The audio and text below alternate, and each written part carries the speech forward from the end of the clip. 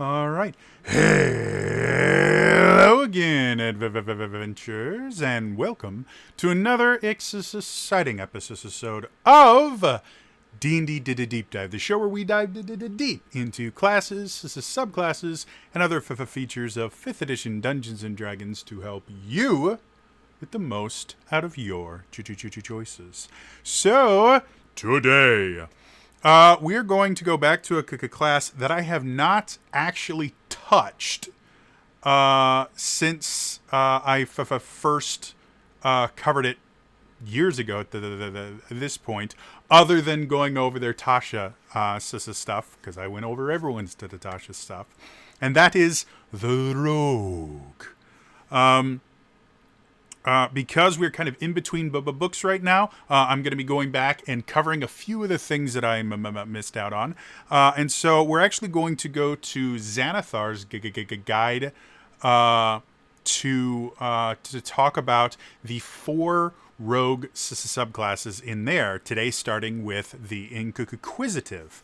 Now, normally I would have covered the Sword Coast Adventures guide first, because that was the first supplement that came out that added new subclasses. However, both these subclasses that appeared in the Sword Coast Adventures guide also appear in Xanathar's, so it's just easier for me to take everything right from Xanathar's guide and go from there. So let's start out by talking about something we talk about every time we talk about a class, which is basic class design for 5th edition. Basically, every single class should play very differently and should feel very differently right from the beginning. In order to do that, they have these things that we call defining features, and those things should show up within the first 2 levels. The Rogue has 2 kind of really big defining features. The first one is the one that they are most well known for across all editions. Excuse me. And that is sneak attack. A similar thing has been called backstab in earlier editions. In 5th edition, it's called sneak attack. Effectively, sneak attack means they can do extra damage if certain conditions are met. Now, different subclasses will have different conditions, but the kind of base rogue sneak attack is either you need to have advantage on the attack roll, or you need to have an ally within 5 feet of the enemy you are attempting to sneak attack, and you cannot get sneak attack damage if your attack roll has disadvantage. So those are the only real limitations on sneak attack for all rogues. Now, because it's a defining feature, most of the subclasses will have something that kind of modifies how often you get sneak attack or how it works. It's just kind of how the subclasses tend to exist. Now, the other defining feature is called Cunning Action. Cunning Action are special actions that the rogue can take. They get access to them at level 2. And originally, you can take the dash, disengage, or hide action as a bonus action, which is incredibly useful for the rogue. It does mean the rogue is very bonus action dependent, kind of like the monk, where a lot of their abilities are rely on having a bonus action to use. The rogue is very similar in that particular instance, but because their cunning action is going to give them a massive amount of versatility and actually can affect their sneak attack. The ability to hide. If you are able to successfully hide from your opponent, attacking an opponent that can't see you grants you advantage on the attack roll. Or rather, that is unaware of you attacking them. And that will give you sneak attack. Being able to disengage means you can walk away without getting a bunch of sneak attacks. Being able to dash as your bonus action effectively means you can double your movement whenever you need to. So rogues can be hyper mobile, and they are great damage dealers. Sneak attack doesn't just add a single damage die. When you first get sneak attack, it starts as 2d6, and it can get up to 6 or 8 d6 as you get to higher levels. And anytime you crit, you double all of those dice. So rogues are the quintessential burst damage class. They do tons of damage, and that's what they are best at. Now, they do get other things that will kind of fit in. One of them being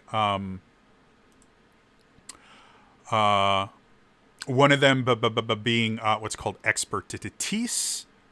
And I just need to look very quickly to remember what level they get expertise at, because for the life of me, I can't remember. Yeah, expertise they don't get until 6th level, so we're not even going to worry about it as a defining feature, but it is kind of a rogue thing that annoys the hell out of me as a dungeon master. So, with that being said, let's dive into the Inquisitive.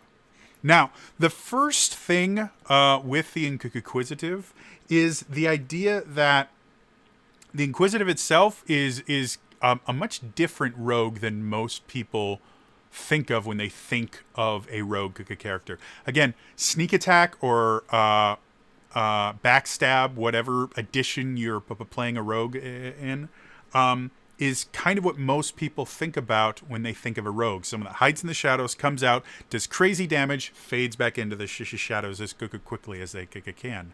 The Inquisitive, a lot of their abilities are much more role-playing focused and much more information focused. Now, I've said this many times before.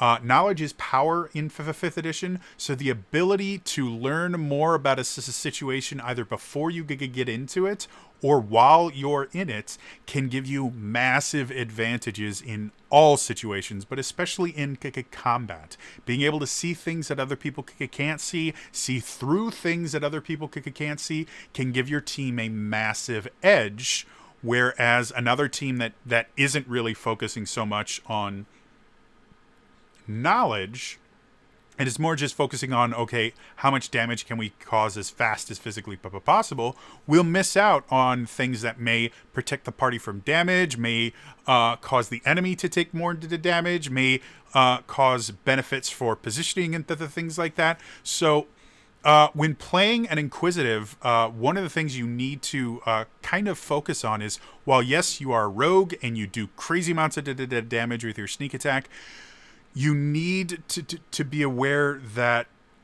your kind of focus as an Inquisitive is much more going to be on learning as much as you can and using as much of that knowledge as possible to give you or the rest of your team the biggest advantage. And I like that. I like anything that makes you kind of play against the type, or lets you play your type a little bit differently. I think that's what subclasses should do. So let's actually go into the abilities.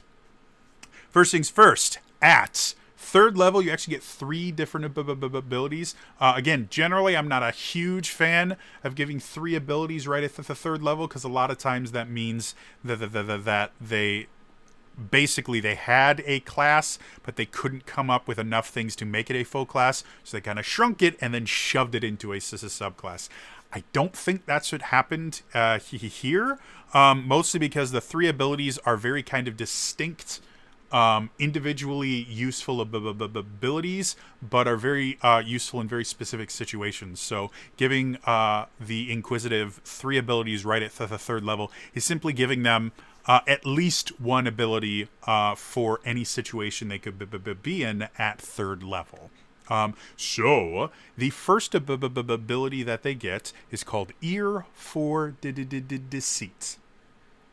Whenever they make a wisdom insight check to determine whether a creature is lying, treat a roll of 7 or lower on the d20 as an 8. This is a pretty darn useful thing, to be blunt. Being able to tell when a creature is lying is crazy useful. I'm a big fan of the insights skill in general, mostly because the only reason people ever use it in 5th edition is as a lie detector, and there's so much more you can learn about through insight. But this specifically is made for those people that think, oh, insight, that's the detect lying skill. And this just makes it significantly easier for them to tell when someone is lying. Now, there's a difference between telling when someone is lying and knowing what the truth is. And that's where the Inquisitive can really start having fun as a role player. Because when you know what is a lie, you can direct your questions around that. And having much better chance of figuring out what the truth is. Just because you know someone is lying doesn't mean you know what the truth is in that particular instance, but knowing that they're lying is the first step to getting to that point.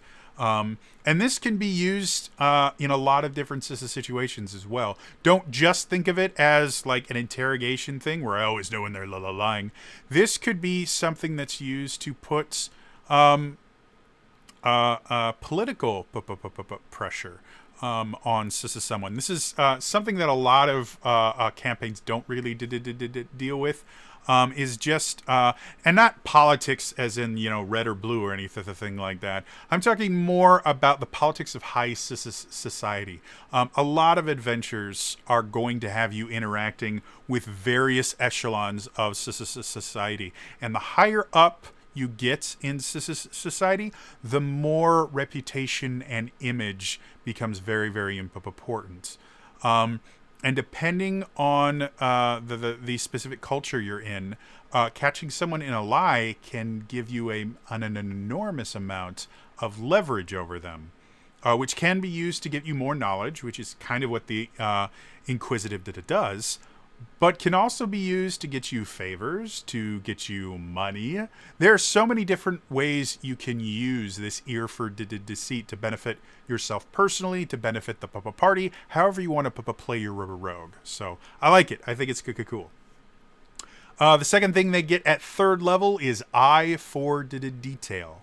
You can use a bonus action to make a wisdom perception check to spot a hidden creature or object, or to make an intelligence investigation check to uncover or decipher clues. Normally, to do things like that, it's an action. This makes it a bonus action. Both of those are incredibly useful, both in and outside of combat. Though a lot of times outside of combat, you're not really going to be worrying about whether you're spending an action or a bonus action because you're not in an initiative. But being able to do a spot check for a hidden creature as a bonus action is crazy useful.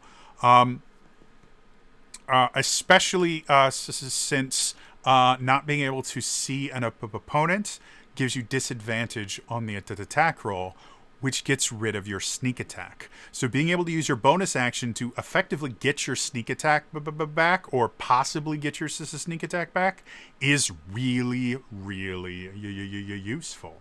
And then the intelligence investigation in 5th edition, investigation is used very often to find traps. And this is another thing that I don't think dungeon masters do anywhere near often enough, but we see it in video games all the time. Once combat starts, most DMs will just kind of discard the idea of traps. And they go, okay, well, the thing you're dealing with now is combat. Once you're done with combat, you can deal with traps. I say, put everything together, the more the merrier. And in situations like that, being able to do a bonus action investigation is incredibly useful, because not only can you tell where the exploding tile is, You can use that knowledge to encourage one of the enemies to go there. Through a number of different things. You can use push actions. If you have other allies that actually have the ability to move enemies around, it can be incredibly useful. You can also blurt out the fact that there's a trap somewhere and use that knowledge that both the party and the enemy now has in order to effectively shrink the battlefield, because no one's going to want to go on the place where a giant spiky log is going to come around and hit them. So by effectively making the enemy aware that there is a trap there, you can use that to control where the enemy is going to be. You can also use the knowledge of knowing where a trap is to lie to the enemy, depending on how good your deception is, which would be a very inquisitive thing to do, where you go, guys, there's an exploding tile there, but the actual exploding tile is over there, so you watch the entire enemy run away from the exploding tile, only to run to the exploding tile and explode. So don't undervalue. Now, investigation is not just used for traps. There are a lot of useful things you can figure out through an investigation check. Maybe a weak part of the floor, or maybe just a slick part of the floor, where you might be able to use this bonus investigation to give yourself advantage on an attack by going, well, I've noticed that the floor is particularly wet in that area where the enemy is standing. Could I use that knowledge to attack from an angle that would force him to step onto the wet floor, thus making him a little bit awkward and giving the advantage on the attack? I don't tend to see a lot of players use this kind of technique, because most players, once they're in combat, they'll go, okay, I attacked the bad guy, but they never really describe their attack. And I really encourage you, describe your attack, describe how you're doing it, and use everything around you to get advantage whenever you can. I notoriously roll really poorly, so I will do this all the time, where I'll go, well, because of this, and this, could I have advantage on this attack? And after a DM gets to know me, 9 times out of 10, they're going to let me do it, because otherwise I'm not going to hit. Use that intelligence investigation bonus action to give you knowledge, and use that knowledge to your advantage. The final thing that they get at the third level is insightful fighting. And this one is probably the coolest. This is another bonus action thing, so effectively it's another kind of use of your cunning action, even though they don't phrase it that way. As a bonus action, you can make a wisdom insight check against a creature that you can see that isn't incapacitated, contested by the target's charisma deception check. If you succeed, you can use your sneak attack against the target, even if you don't have advantage on the attack roll, but not if you have disadvantage on it. This benefit lasts for 1 minute, or until you successfully use this feature against a different target. Insightful fighting gives you free sneak attacks. This is awesome. It is 100% a defining feature of this subclass, and it will massively change how you play your rogue. Most rogues play one of two ways. One, I call it the peekaboo rogue, which isn't nearly as effective as some people think it is, but that's the way they do it. Basically, every turn, the first thing they do is they use their bonus action to hide. They use that to give themselves advantage. Advantage gives them sneak attack, and then they sneak attack. This is incredibly popular with ranged rogues that use crossbows or things like that.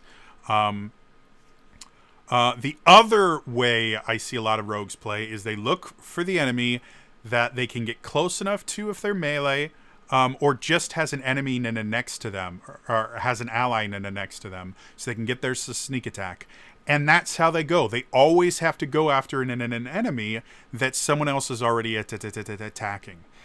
With insightful fighting, you can use your bonus action against any creature you can see. So there isn't a range distance as long as you can see them. And then you get your sneak attack no matter who is there. Rogues have very high dexterity scores. They are dexterity based. So a lot of rogues tend to go first or very early on in combat. Being able to have your rogue run up, especially before anyone else has attacked, being able to have them to run up to the squishiest guy and already have their sneak attack against them is crazy useful. So insightful fighting. I also just love the idea of, again, using insight in a way other than lie detector. Insight is more than lie detecting, and insightful fighting is the perfect example of it. I love it. All right. So that is third level. The Inquisitive doesn't get another subclass ability until 9th level. At 9th level, you get Steady Eye. Basically, you have advantage on any wisdom perception or intelligence investigation check if you move no more than half your speed on the same turn. Now, again, this is worded mostly for combat because that's when people are thinking about your movement speed or anything like that. But you can effectively use this to give yourself advantage on wisdom perception or intelligence investigation checks anytime. You just have to say, I'm going to slow down and steady my eye to look for this, or I'm going to slow down. And that means you may fall behind the group for a second, but again, you're a rogue. You can dash as a bonus action. You'll catch up with no difficulty. Yeah, and obviously, it helps you with your eye for detail that you got at the third level. Yeah, just anytime you can give yourself an advantage, especially wisdom perception checks are just used a ton in 5th edition Dungeons and Dragons. It is probably the most popular role other than like attack rolls at any of the tables I've ever run. So yeah, being able to have advantage on it by just slowing down a bit. You don't even have to stop. You just gotta slow down. Is crazy good. And then again, intelligence investigation can be massively useful. At 13th level, you get Unerring Eye. As an action, you sense the presence of illusions, shape-changers not in their original form, and other magic designed to deceive the senses within the 30 feet of you, provided you aren't blind or deafened. You sense that an effect is attempting to trick you, but you gain no insight into what is hidden or into its true nature. You can use this feature a number of times equal to your wisdom modifier, and you get them all back when you finish a long rest. This is another thing that's really interesting, and I think is significantly more interesting in role-playing than it is in combat, mostly because it lets you know when an illusion is happening, which is very useful. However, it doesn't tell you anything other than, hey, something is attempting to trick you. It doesn't tell you what is attempting to trick you, what it is that's wrong, or what the truth actually is. So it is a very kind of limited thing, but in the right instance, it is insanely useful. One of my favorite things to do if I'm trying to build an aura of fear or tension in a session that I'm running is I will have them not be able to trust their senses. They will start hearing things or seeing things that are not there. I know from personal experience that is an incredibly terrifying thing to experience. And for players, it really forces them to think twice about what they're doing. And especially if you are dealing with any kind of fey creatures. Fey creatures in general love to use illusions and the things like that. Illusion magic is really, really big. This can be an incredibly effective way for your Inquisitive to, again, find out information and then figure out how to best use that information. A lot of times, most illusions will be countered by perception checks, which this particular subclass can make. They can use their action to get Unerring Eye to know that they're being fooled by something. Then they can use their bonus action to make their Wisdom perception check to figure out what exactly it is. And as long as they don't move more than half their speed, they can do it at advantage. So in one turn, they can effectively dispel any illusions that are in front of them simply by using a combination of their action and their bonus action, which is really useful.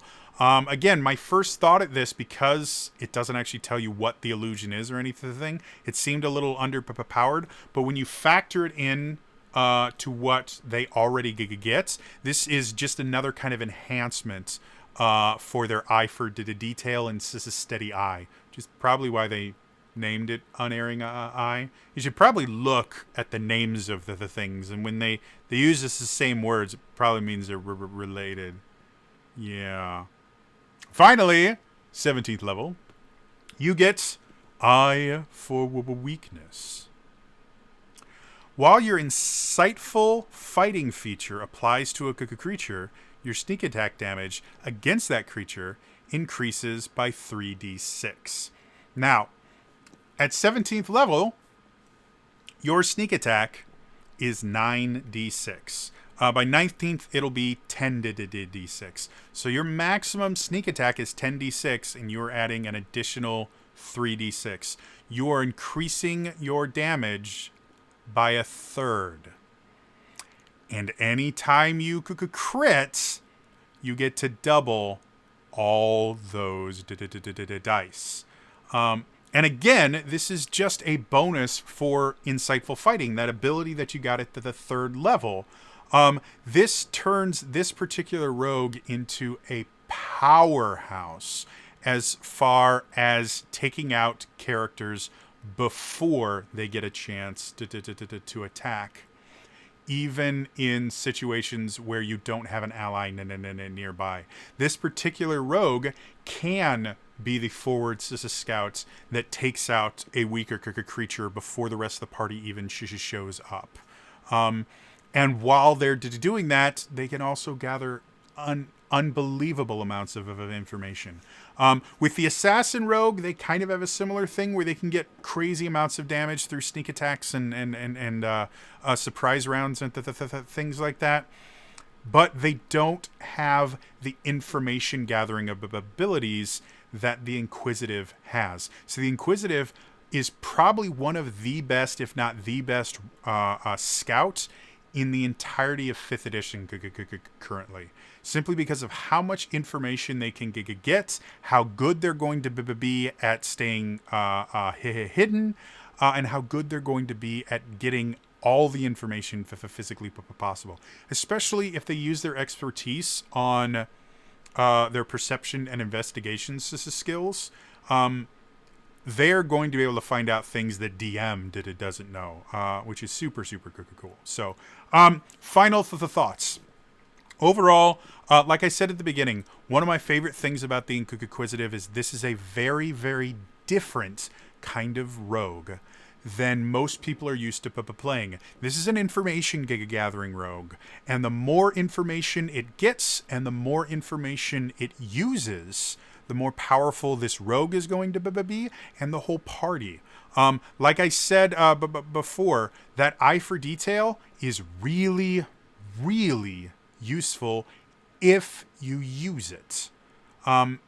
So be sure to be, if you don't have another use for your bonus action this particular turn, use it to make a proper perception check. Get as much information as you possibly can, or make an investigation check. You know, the more information you get as an Inquisitive, the better. And use that information. Describe your attacks and describe how, well, you gave me this information. I'm going to use it. Can I get advantage because of that? Maybe you'll get a crit because of your advantage. Steady Eye just makes you that much more likely to get even better information. Unerring Eye is another one that's just really, really useful in specific situations. And then Insightful Fighting and Eye for Weakness, effectively, these are going to be kind of your bread and butter things when you're in combat. You should always have Insightful Fighting on at least one target. Especially once you get Eye for weakness. It simply means that you're not going to be limited anywhere near as much as other rogues are when picking the target that you want to destroy with your sneak attack. So yeah, overall I love it. Anyway, that is going to be all for me today.